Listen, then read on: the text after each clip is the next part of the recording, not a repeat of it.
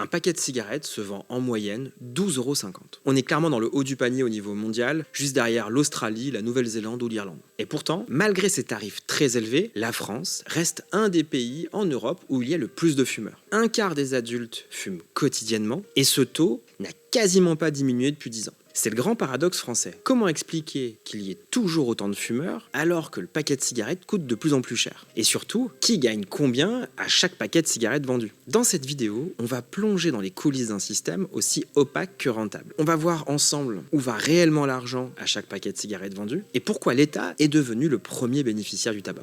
Ah, ça fait du bien franchement de jouer ce spectacle, je suis un peu ému en vrai parce que moi ça fait 11 ans que je fais du stand-up et là, je me suis dit, ok, je vais présenter, 50 minutes bien, que je vais vous montrer. C'est mes blagues préférées, en fait, que je vous fais là. Et pour être honnête, j'ai vraiment dû couper énormément de blagues. À 11 ans, j'en ai écrit plein. Et je me suis rendu compte d'un truc, c'est que 95% des vannes que j'ai écrites parlaient de weed. Vraiment. J'avais toutes les vannes, c'est des vannes de défoncés. Je suis putain, mais je peux plus faire ça, et tout. Mais je me suis dit, voilà, je suis à Marseille et tout, c'est la première fois que je capte. Je suis obligé de finir en vous racontant une belle histoire de weed. Je suis obligé. Et cette histoire, c'est la fois où je suis allé voir Avatar 2, La Voix de l'eau. Deuxième plus grand marché du tabac au monde après la Chine, l'Indonésie s'est transformée en fumoir à ciel ouvert. Ici, 70% des hommes fument et l'addiction commence dès l'enfance. Un fumeur sur 5 a allumé sa première cigarette avant l'âge de 10 ans. Sur l'île de Lombok, à l'ouest du pays, la lutte contre le tabagisme précoce est devenue le cheval de bataille de Nourayo. Combien de cigarettes fumez-vous par jour? Juste un paquet. Je pense que dans la vie, tout est dangereux. On peut mourir à tout moment, juste en traversant la rue.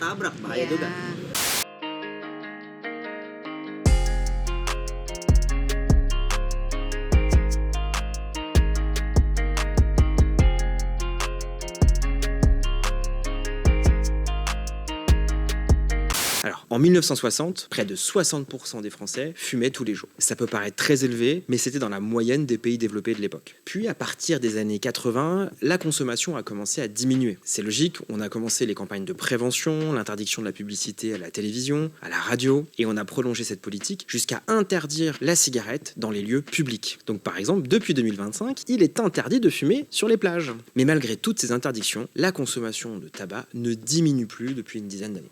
Et ce, malgré une hausse vertigineuse des prix. Pourtant, d'autres pays ont réussi là où la France échoue. Les Pays-Bas, qui étaient au même niveau que la France en 1960, comptent aujourd'hui moins de 15% de fumeurs. L'Islande affiche même un taux de 6% de fumeurs. C'est le record mondial. Je suis allé voir Avatar 2 et mes potes ils m'ont dit Rémi, si tu vas voir Avatar 2, ils m'ont dit ça, va le voir en 3D et surtout vas-y défoncer. Et j'ai plié, j'ai genre évidemment, tu vois. Qui va voir Avatar 2, La Voix de l'eau sobre, c'est n'importe quoi comme idée. Et ils m'ont dit cette phrase, et encore maintenant elle me fait rire, ils m'ont dit attention Rémi, par contre, fais gaffe, le film dure 3 heures. Genre, ça va aller quoi, je pense pas qu'il y ait eu d'accident pendant la première. Ils ont rallumé la lumière, il y avait 50 cadavres, putain, 3 heures c'est trop long, on aurait dû leur dire de s'hydrater et tout. Et du coup, moi, tu vois, 3 heures, je roule un joint de la taille de 3 heures, tu vois. Je connais la posologie, je me fais une petite roquette qui va m'amener jusqu'à la fin de Avatar 2, comme ça, tu sais.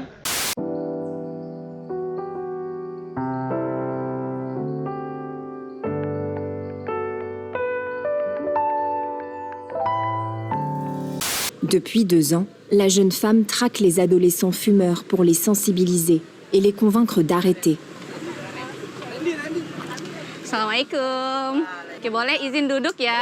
Mais difficile pour ces jeunes de ne pas être tentés par le goût des cigarettes aromatisées, vendues à moins de 2 € le paquet. Il y a beaucoup de saveurs différentes. Il y a la mangue, le menthol, et j'aime bien celle goût chewing-gum. La plupart des écoles se trouvent à 2 pas d'un vendeur de cigarettes. Depuis 2024, la loi interdit pourtant cette proximité. Mais à Lombok, rien n'a changé. Il y a plusieurs pays développés qui sont sous les 10%, comme l'Australie ou la Nouvelle-Zélande par exemple. Alors qu'en France, on est au même niveau que la Turquie ou la Bulgarie. Nous sommes un pays développé avec des prix records, mais des résultats sanitaires plutôt médiocres. Comment expliquer un tel échec? Pour comprendre, il faut regarder à qui profite réellement la hausse des prix. Prenons un paquet de cigarettes vendu 12,50 € dans un bureau de tabac. Qui empoche quoi? Forcément, le fabricant du paquet de cigarettes, qui va concevoir, produire, commercialiser, va empocher une partie. Elle est minime. Sur 12,50 €, il va récupérer 84 centimes. Et encore, sur ces 84 centimes, il faut produire les cigarettes, ça coûte quand même plutôt cher, il faut des usines, une logistique. Et on estime qu'aujourd'hui, la rentabilité d'entreprises qui vont produire ces cigarettes, comme Philip Morris ou d'autres groupes cotés, s'élève à 55 centimes par paquet de cigarettes vendues. Oui, il y a 29 centimes de dépenses pour générer, créer, pour produire ces cigarettes. J'arrive devant l'UGC Bercy, je me souviens. Je prends mon joint, je le fume, très bon moment et tout, je le fume assez rapidement comme ça. Et à la fin du joint, explosé. Mais quand je dis explosé, c'est vraiment stratosphérique, quoi. Je suis déboîté. Et dans ma tête, j'étais presque énervé contre moi. Je suis genre, mais qu'est-ce que t'as fait et tout? Genre, bravo Rémi, c'est ça la France et tout. 33 ans, explosé devant le JC Bercy à 13h, c'est ça? Je suis là, mais c'est pas possible et tout, mes calculs sont faussés. Et après, je comprends. Je suis là, genre, mais putain, Rémi, t'es trop con. T'as roulé un joint, tu vois, de 3 heures, mais tu l'as fumé en 1 minute.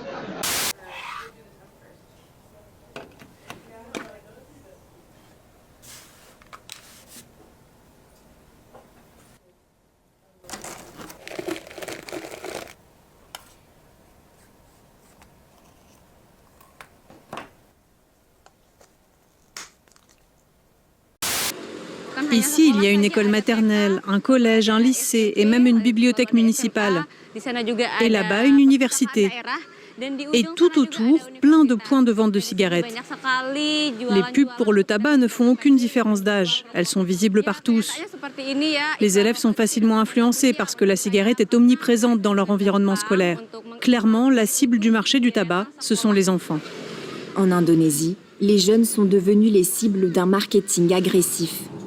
Interdites sur les réseaux sociaux, les publicités pour le tabac restent autorisées à la télévision, à condition de ne pas montrer de cigarettes. Des campagnes à gros budget mettant en scène de jeunes fumeurs épanouis.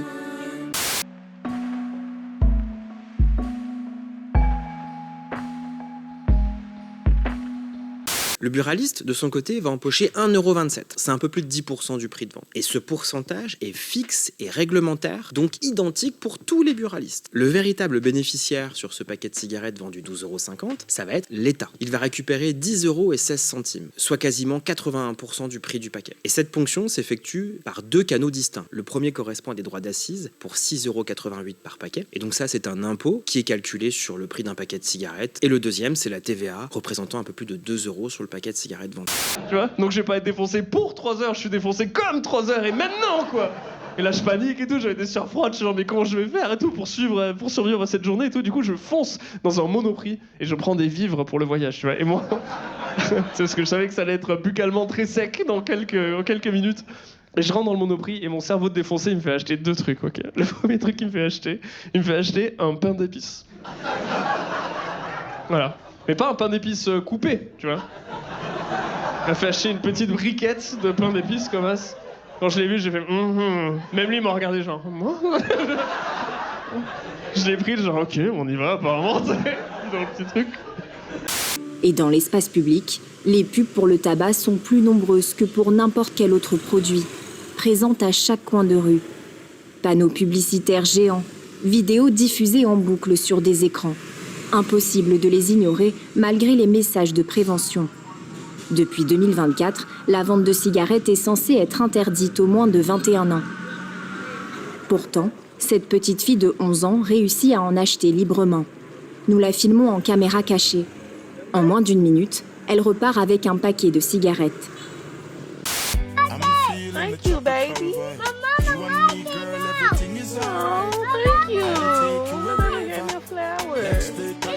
Et dans la mesure où les taxes représentent plus de 4/5 de la valeur d'un paquet de cigarettes, chaque fumeur contribue aux finances publiques à hauteur de 13 milliards d'euros par an. C'est un peu plus que le budget du ministère de la Justice. Et au final, un consommateur qui fume un paquet par jour finit par payer à la fin de l'année 3 700 € d'impôts sur sa consommation de tabac. Et finalement, l'État encaisse chaque année de plus en plus de recettes fiscales grâce au tabac. Pourquoi ? Parce que les impôts sont calculés sur le prix de vente d'un paquet de cigarettes et que l'État a augmenté le paquet de cigarettes de 40 40% en 10 ans. Et forcément, si le paquet de cigarettes passe de 9 à 12,50 €, les droits d'assises et la TVA, qui sont en pourcentage du prix de vente, vont augmenter également.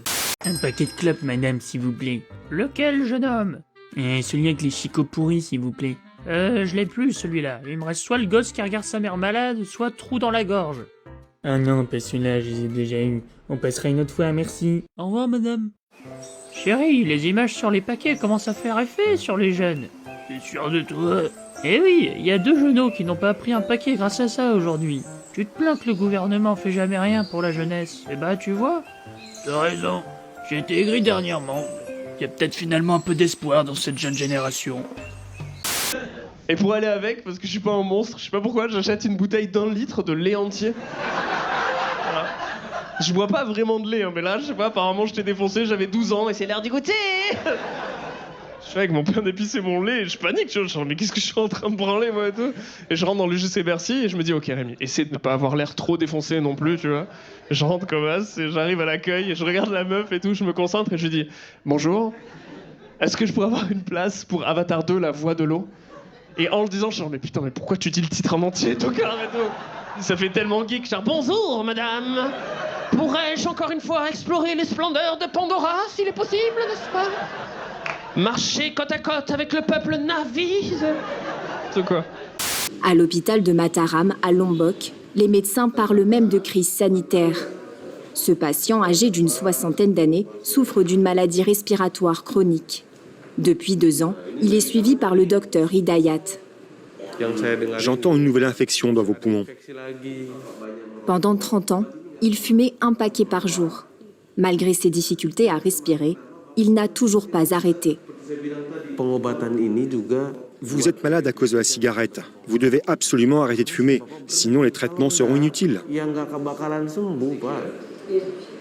Les symptômes que ce pneumologue observait autrefois chez les plus de 60 ans apparaissent désormais chez les plus jeunes. Et donc, même si la consommation de tabac venait à diminuer en France, l'État augmenterait de facto le prix du paquet de cigarettes pour justifier aussi d'une baisse de la consommation de tabac, mais gagnerait tout autant d'argent. Et donc, au-delà de l'État, l'autre acteur de la vente des cigarettes en France, ça va être le buraliste. Alors, à première vue, on pourrait penser que les buralistes sont des commerçants totalement indépendants. Mais la réalité est tout autre. Les buralistes ne fixent pas leur marge. Le coût d'achat des cigarettes est réglementé. Les buralistes ne décident même pas des fournisseurs. Tout est encadré par l'État qui contrôle l'activité à l'image d'une concession publique. Et je l'ai dit précédemment, le prix d'un paquet de cigarettes a augmenté de 40% en 10 ans. Et j'invoque Chico pourri. Morsure putride contre ta mère malade. Double infection, elle clame au prochain tour. Putain, le bâtard, il a réussi à trouver le petit Chico pourri. Mais... J'invoque ma carte piège. Trou noir dans la gorge. Inversement de l'univers, ma mère malade est désormais ta mère et elle vient de clamser. Bah enfin, qu'est-ce que vous faites les jeunes? On joue à Clopémon. Regarde, elle me dit, ouais, vous voulez voir en 3D ou en 2D? Genre, regarde mes yeux, il est 13h. Tu veux que je regarde en 2D comme un paysan? Genre non. Elle dit, envoie la 3D, tu sais. Elle m'envoie les lunettes de soleil, elle me dit, voilà, mettez ça, tu sais. Je les prends et je les mets. Et elle me dit, non, mais... dans la salle, tu vois. Je dis, ah ouais, c'est trop tard, mais voilà, je suis le mec le plus cool de ce lobby. Voilà, il y a un petit jazzman là, à l'UGC Bercy. Hey, tic-tac Rémi. Le nombre de patients jeunes n'a cessé d'augmenter au cours de ces 20 dernières années. Certains commencent à fumer dès l'âge de 5 ans, si bien qu'à 20 ans, beaucoup souffrent déjà d'un cancer du poumon. Le tabagisme précoce accélère le développement d'infections ou de maladies respiratoires comme la pneumonie. Tout cela impactera forcément leur croissance. Si rien n'est fait, on ne peut pas s'attendre à ce que la prochaine génération s'épanouisse dans l'avenir. La rémunération des buralistes étant fixée sur un pourcentage du prix du tabac, le buraliste génère de facto plus de chiffre d'affaires sans forcément augmenter ses volumes. Le résultat est simple. Un petit bureau de tabac qui générait seulement 60 000 € de revenus liés au tabac passe à 85 000 € de chiffre d'affaires sans vendre un paquet de plus. Et cette progression, elle n'est pas anodine puisqu'au final on compte 23 000 points de vente de tabac en France et ces points de vente génèrent plus de 2 milliards d'euros de chiffre d'affaires. Donc quand on augmente de 40% l'activité des buralistes, buralistes, forcément l'impact en termes de chiffre d'affaires est important. Ne vous fiez pas à la couleur de ces liquides. Derrière une apparence attrayante et anodine, ils provoquent des ravages au Royaume-Uni. La Spice, initialement conçue pour la recherche pharmaceutique, est détournée et vapotée par les jeunes Anglais. Originellement, la Spice est une drogue fabriquée pour fonctionner comme le cannabis sur le cerveau, mais il se trouve que c'est beaucoup plus fort. Si elle séduit, c'est pour ses effets rapides, euphorie, hallucination, perte de repères, et pour son prix. Une cartouche coûte quelques euros à peine. Une vraie vapoteuse au cannabis coûte environ 70 €. Une vapoteuse au Spice coûte quelque chose comme 6 €. Mais les effets secondaires peuvent être dramatiques. Cette mère raconte avoir trouvé son fils dans un état alarmant. Je rentre dans la salle, je me dis ok, safe place, ici personne ne va me faire chier et tout. Et je me mets à ma place préférée, au milieu, comme ça, dans la croix. Je m'assois. À gauche, le pain d'épices. À droite, dans le rond là, je fais glisser la bouteille de lait. Et je vous jure, je la vois glisser, je me souviens encore de ma pensée de stoner, j'étais genre waouh. Ça fait exactement la même taille. Et ça, il n'y a que les gens qui défoncés qui peuvent comprendre à quel point c'est important de voir des choses comme ça. Déjà, j'ai compris l'univers. Voilà. Tout fait sens maintenant. Cercle dans un cercle. Trop bien.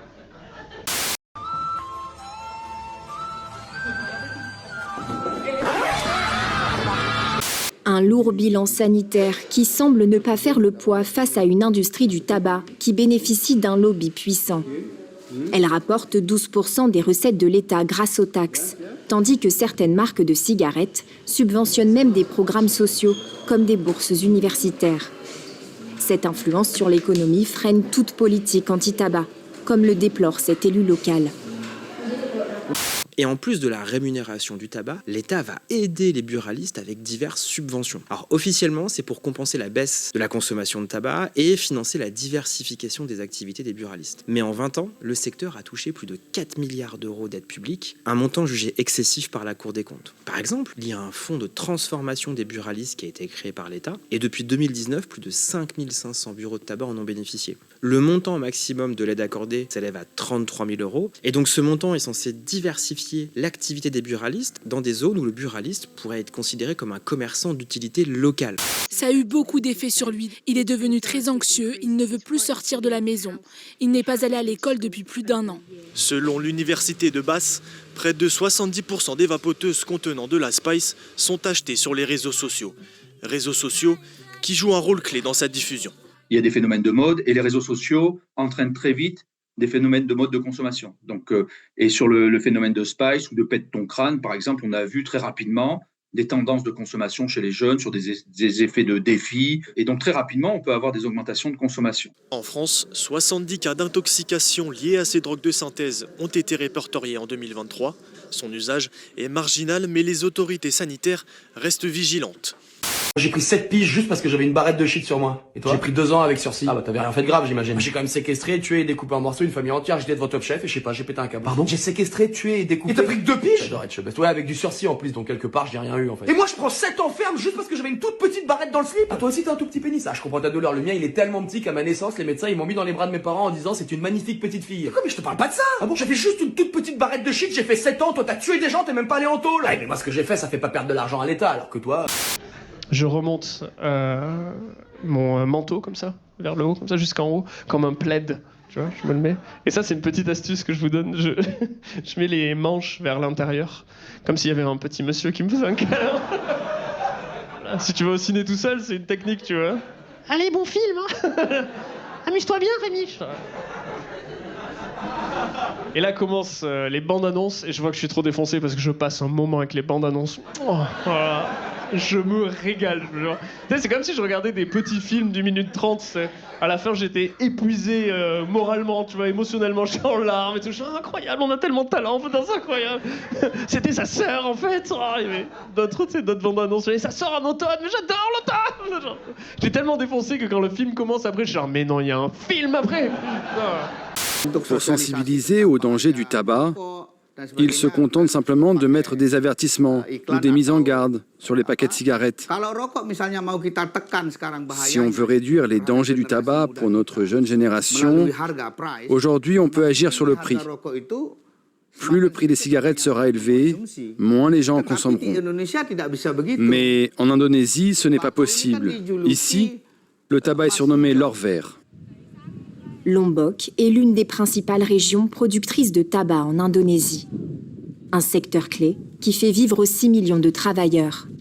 Et donc, quand je consulte le site de la Confédération des buralistes commerçants d'utilité locale, on a une explication détaillée du fonds de transformation des buralistes, et on apprend que le fonds est une aide financière accessible à tous les buralistes sans exception, qui a pour objectif de rendre votre point de vente plus performant commercialement. Pour cela, il s'agit d'améliorer l'esthétique intérieure et extérieure de votre magasin, d'optimiser le parcours client. Tout ça financé par des impôts. Et pour revenir aux impôts, tu as compris que le tabac générait des recettes fiscales très importantes. Et tout ce système repose sur une contradiction réelle. D'un côté, l'État affirme vouloir lutter contre le tabagisme et pour ce faire fixe un objectif très ambitieux, passer sous les 20% de fumeurs. Et de l'autre côté, il encaisse plus de 14 milliards d'euros de recettes fiscales grâce à la vente de paquets de cigarettes et ces recettes sont directement affectées au budget de la sécurité sociale. Non mais attends, parce que j'ai fait, d'accord, c'est pas glorieux, j'assume, je le ferai plus, mais toi t'as tué des gens, bordel de merde. Tuer des gens... Ah si, t'as tué des gens. Complètement, j'y crois pas. Après, ça peut te rassurer, j'ai un ami, lui, son truc, c'est le trafic d'organes. Quel rapport avec moi? Bah, trafic de drogue, trafic d'organes, c'est la même branche, non? Enfin, c'est kiff-kiff, quoi. Je suis en train de parler avec des malades mentaux. Bon, et quoi, il a pris du sursis aussi, ton pote boucher, là? Ah non, lui, par contre, ils l'ont pas loupé, les salauds. Il a pris combien? 20 piges? Travaux d'intérêt général tous les samedis matins pendant 3 mois. Le cauchemar. Tu te fous de ma gueule. Il doit tondre toutes les haies et les buissons de la municipalité de Montfort-l'Amaury. Je sais pas si t'imagines. C'est pas possible. Et tout ça pendant les vacances d'été, donc je peux te dire que ces vacances à la Baule, dans le cul. Je vais vriller. Ah, moi aussi, putain, je tente que ça monte là. Si tu veux, je connais un garage pas loin, on se fait une sortie d'école, on en chope un au hasard et puis on va le découper. Ta gueule, toi, je te jure, ta gueule. Ça vous nous régaler, hein, le JC Bercy. Ils nous connaissent par cœur, tu vois. Et commence du coup Avatar 2, la voix de l'eau. Super. Vraiment, je passe un moment merveilleux, quoi. Genre, t'es dans l'eau, comme ça, il passe au-dessus de toi. Oh. Je passe un super moment. Et au bout de 2 heures, tout s'éteint. Je me retrouve dans le noir total, comme ça, t'sais. Et je suis dans le noir. Et le premier truc que je me dis, c'est, voilà, t'es mort. Les légendes disaient vrai. Personne ne peut aller à 3 heures. Je commence à m'imaginer, je me dis, ah, putain, ils vont allumer la lumière, les flics ils vont arriver, ils vont voir mon cadavre comme ça, c'est allongé, en lunettes de soleil, avec un manteau plaid monsieur sur WAM, avec des putains de miettes de pain d'épices et tout. J'imagine les flics qui me voient là, regardez-le, lui, putain, il est mort comme il a vécu, lui. Heureux comme un prince. Les prix d'achat du tabac sont fixés par les grands fabricants, laissant les producteurs à la merci des fluctuations du marché. Déjà fragilisés par les conséquences du changement climatique sur les récoltes, Mounawir redoute que des réglementations anti-tabac n'anéantissent leurs moyens de subsistance. On gagne 3 fois plus avec 1 tonne de tabac qu'avec 1 tonne de riz. La plupart des habitants ici sont des jeunes et ce sont eux qui aident leurs parents à cultiver le tabac. Pendant la saison de la récolte, le chômage est quasiment inexistant. Si le gouvernement fait pression sur l'industrie pour augmenter les taxes, une chose est sûre, les agriculteurs comme nous ne pourront pas survivre. L'Indonésie est l'un des 9 pays au monde à avoir refusé de signer la Convention de lutte anti-tabac de l'OMS. Chaque année, 300 000 Indonésiens décèdent des suites d'une maladie liée au tabagisme, la première cause de mortalité dans le pays. Le problème, c'est que le tabac coûte bien plus cher que ce qu'il ne rapporte. Des études estiment que le coût du tabac en France pourrait s'élever à 100 milliards d'euros par an. Si en plus des frais médicaux directs, on inclut les arrêts maladie et les pensions d'invalidité. Autrement dit, sur le plan économique, le tabac est un gouffre. Entre 14 milliards d'euros de recettes fiscales et 100 milliards d'euros de dépenses pour la collectivité, le tabac nous coûte tous très très cher. Même si sur le court terme, on le voit avec un déficit structurel de l'État, s'asseoir sur 10 milliards de recettes fiscales semble inenvisageable. Et c'est tout ce paradoxe qui explique pourquoi la France est bloquée depuis plusieurs années avec une stagnation du nombre de fumeurs. Les recettes fiscales augmentent, mais la consommation ne baisse pas. C'est comme si au fond, l'État, les buralistes et les groupes qui vendent des cigarettes n'avaient pas réellement d'intérêt à ce que le tabagisme disparaisse. Et donc pour finir, tu l'as compris, le tabac n'est pas seulement une histoire de santé publique, c'est aussi une histoire de recettes fiscales qui semblent importantes sur l'année, mais qui coûtent beaucoup plus cher dans le temps avec des frais de sécurité sociale très élevés. Do you smoke every day? Yes. Multiple times a day? Hella. Right when you wake up? Yeah, absolutely. Before you go to bed? Yes, sir. In the middle of the night? For sure. In the middle of the night? Sometimes.